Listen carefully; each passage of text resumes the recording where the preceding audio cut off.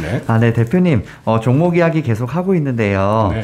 국내 서학개미들이 제일 좋아하는 종목, 그리고 입방아에 많이 오르는 종목, 테슬라, 그리고 엔비디아 정말 많이 하락하기는 했는데, 이 친구들이 왜 이렇게 하락했는지, 그리고 또 다시 올라갈 여지가 있는지, 또 앞으로 어떤 이슈들이 있을지, 어떻게 생각하세요? 이야기 좀 부탁드려요. 당연히 경제가 성장하는 것처럼 그 시장도 성장할 거고 또 그 시장이 유망한 시장이라면 당연히 성장을 하겠죠. 주가 하락이야 뭐 여러 외부 요인이 있는 거니까요. 그런 차원에서 이해하시면 될 것 같고 테슬라, 엔비디아 유망한 종목들 중에 하나입니다. 분명히 성장할 겁니다.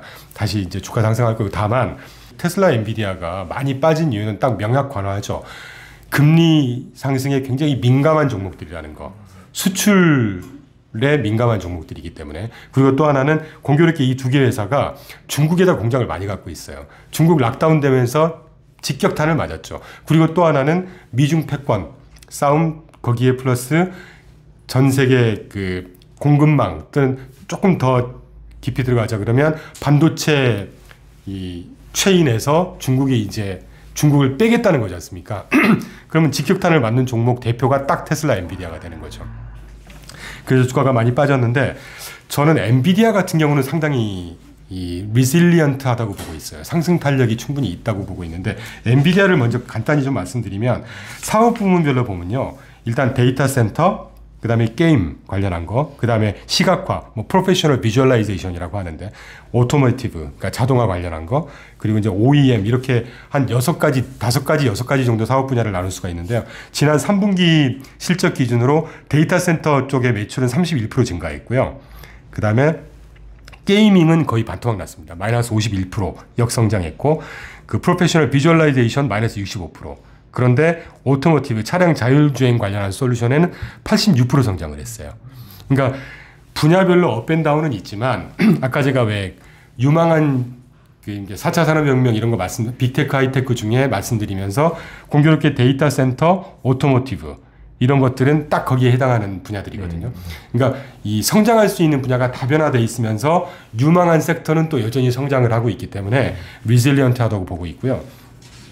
테슬라 같은 경우는 조금 이슈가 많은 것 같아요. 일단 제가 개인적으로 첫 번째로 테슬라를 조금 주의해야 되겠다라고 하는 거는 아까도 살짝 언급됐지만 지배구조입니다. 여러분 지배구조가요. 지분을 몇 프로 갖고 있느냐만 지배구조가 아닙니다. 비근한 예로 예전에 어디라고 말씀드릴 수는 없지만 우리나라에 이제 뭐 그 반도체 만드는 중견기업이 있었는데 그 회장님이 골프를 너무 사랑하시는 거죠. 반도체 만드는 회사가 회사 이름으로 골프장을 삽니다. 아이고. 그래서 경영 악화에 시달리게 돼요. 네. 그것도 지배구조고요. 뭐 우리나라 그 바카스로 유명한 회사. 네네. 그 바카스도 한번 지배구조 하는 사람들 사이에서는 입방아에 오르내린 적이 있죠. 제약회사네. 매출 지주사로 전환을 했는데 한 계열 회사에서 지주사 전체 매출의 80% 바카스로 나온다. 이게 지주사로서의 의미가 있나? 이것도 지배구조입니다. 네네. 근데 그런 것처럼 CU 리스크도 지배구조의 영역이거든요. 근데 아까 말씀드렸지만 테슬라는 그 전기차 시장의 폭발적인 성장, 미래의 대안이 될 수밖에 없다는 성장 가능성, 거기에 상상력이 풍부한 일론 머스크라는 천재라고 평가를 했죠. 그래서 국가의 어떤 지원, 뭐 스페이스 X 프로젝트 같은 경우는 미국 국방부하고 같이 조인해서 하는 비즈니스니까 이런 것들 때문에 폭발적인 멀티플을 부여받았어요. 작년 말에 재작년인가요? 193배였다가 지금 3배, 45배 될 텐데 제가 볼 때 그것도 조금 비싸다고 봐요.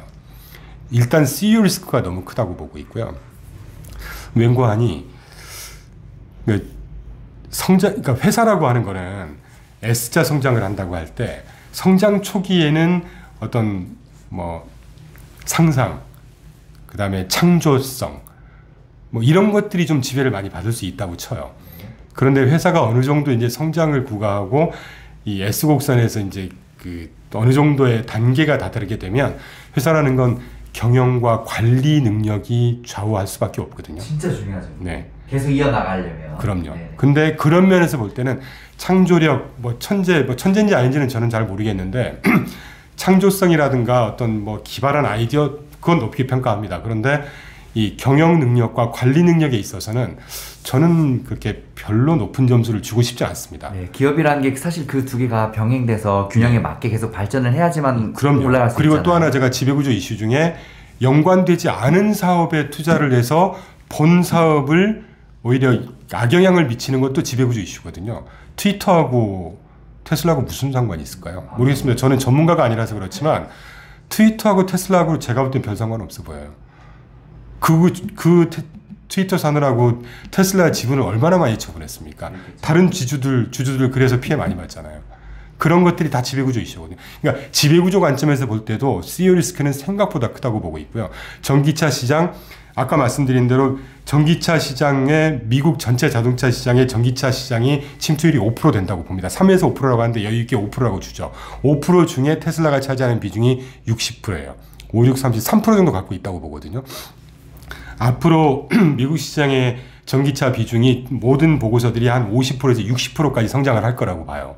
근데 그 시장을 혼자 다 독식을 할 건가? 아까 제가 왜 전기차 브랜드 48개에서 2028년 몇 년까지인가 150개 정도로 증가할 거라고 말씀드렸지 않습니까? 그러면 경쟁이 심화될 거고 시장 참여자들이 그것도 효율적인 시장에서 테슬라 혼자 다 독식하라고 놔두겠습니까?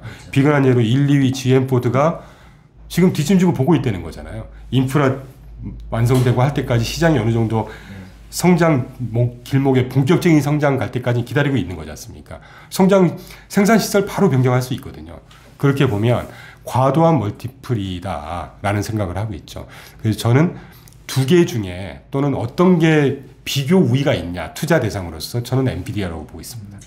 네. 제가 이제 종목 중에 엔비디아 이야기를 한 것도 다른 게 아니라 일단은 우리 4차 산업혁명에 대해서 이야기했잖아요. 전 세계에서 물론 4차 산업혁명의 이런 기술들이 이제 집약되어 있는 회사가 많지만 그 중에 특히 엔비디아 이 회사 없으면 4차 산업혁명이 진행이 될 수가 없어요. 좋은 말씀 해주셨는데요. 네네. 그래서 제가 질문에 넣은 거거든요. 그 반도체라고 하는 거는 제가 오늘 자료는 안 나요. 저희 이제 세일즈 머티리얼을 이렇게 반영을 해놨거든요. 네. 반도체는 전방위 후방위 모든 산업에 다 영향을 미칩니다. 그러니까 엔비디아는 상대적으로 탄탄한 거죠. 그래서 제가 왜 리질리언트라는 말씀을 드린 이유가 주가나 뭐 금리 영향 또는 중국 이슈 때문에 빠지긴 했지만 이 회사가 연관돼 있는 산업은 전 분야인 거고 그만큼 수익이 다변화돼 있다는 얘기잖아요. 그러면 리질리언트 하겠죠. 그리고 이 연관돼 있는 반도체 산업이라는 게 반도체가 망할까요? 자동차가 망할까요? 비교할 수가 없어요. 자동차도 안 망할 거고 반도체도 안 망합니다. 네. 오히려 폭발적인 성장은 반도체가 더하겠죠. 자동차뿐이 아니라 모든 전방위 산업에 다 영향을 미치고 있으니까. 그렇다고 보면 엔비디아 투자 전망은 상당히 있다고 보고 있죠. 물론 저는 뭐 ETF 투자 전문하는 회사이기 때문에 종목에 대한 의견들은 저보다 훨씬 더 뛰어난 의견이 많을 거라는 걸 참고로 해주시기 바랍니다. 그래도 대표님 이야기해 주셔서 감사합니다. 네, 알겠습니다.